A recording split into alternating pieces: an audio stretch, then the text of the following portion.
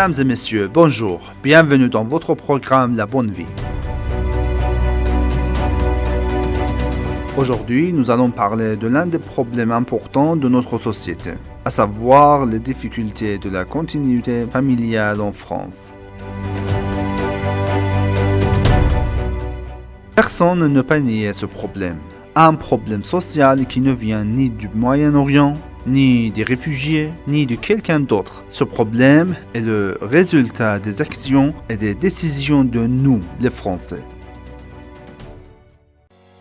Selon les statistiques officielles, en 2021, 46% des mariages enregistrés se sont terminés par le divorce. C'est vrai que chaque homme et chaque femme a le droit de décider pour sa vie, mais nous regardons vers l'avenir.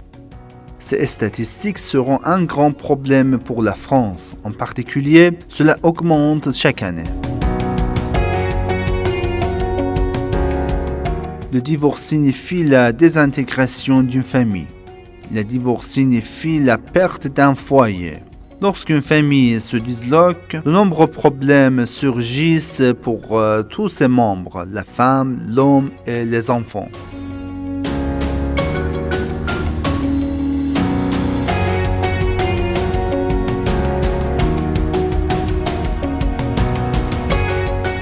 Peut-être le plus grand dommage causé par le divorce touche les enfants.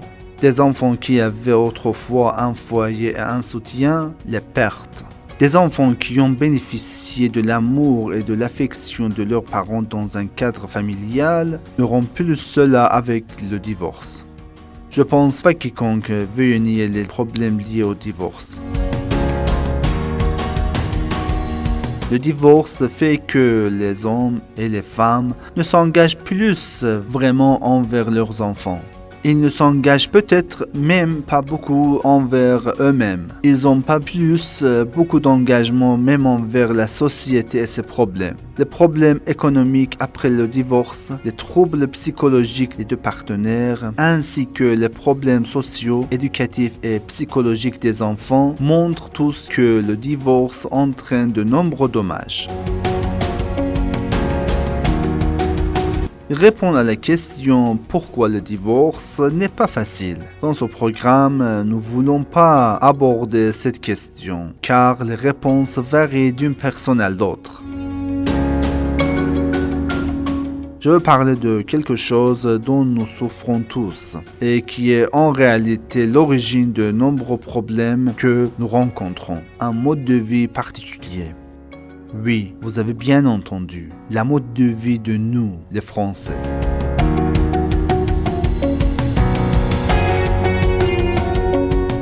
Notre mode de vie aujourd'hui a évolué d'une manière qui a augmenté les divorces et détruit les fondements de la famille. Un mode de vie humaniste qui ne pense qu'à soi-même et à son propre plaisir, et dont nous voyons les conséquences dans notre société. Nous constatons la dévaluation de beaucoup de choses positives au nom du plaisir. Mon plaisir de vivre, ton plaisir de vivre et en résumé, le plaisir individuel. Je ne veux pas dire qu'il ne faut pas profiter de la vie ou qu'il ne faut pas s'efforcer de trouver du plaisir. Ce que je veux dire, c'est qu'il existe d'autres choses en plus du plaisir individuel qui peuvent être des objectifs de nos vies. Par exemple, la croissance et le progrès dans la vie individuelle et aussi dans la vie sociale sont l'un de ces objectifs élevés. La croissance est quelque chose qui peut également apporter du plaisir à l'être humain. Mais le plaisir ne peut en aucun cas garantir la croissance. Donc, la croissance est l'un des objectifs principaux de la vie.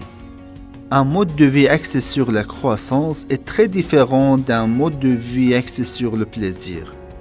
Ils distinguent fondamentalement par leur nature. Lorsque le plaisir est au centre, le résultat sera la même société actuelle. Mais si l'on se concentre sur la croissance, tout ce qui entrave cette croissance sera mis de côté.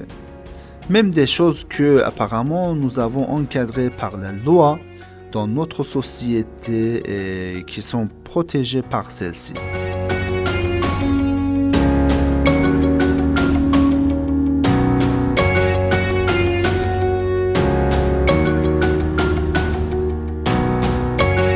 L'homosexualité et les différentes formes de déviation sexuelle sont tout à fait justifiées dans la mode de vie axée sur le plaisir, mais ils n'ont pas de place dans la mode de vie axée sur la croissance et doivent être traités afin qu'ils ne soient pas en retard dans leur développement. Par exemple, à votre avis, quel parent sain souhaite que son enfant soit homosexuel? Aucun parent, bien sûr. Cela montre que tout le monde déteste ces choses.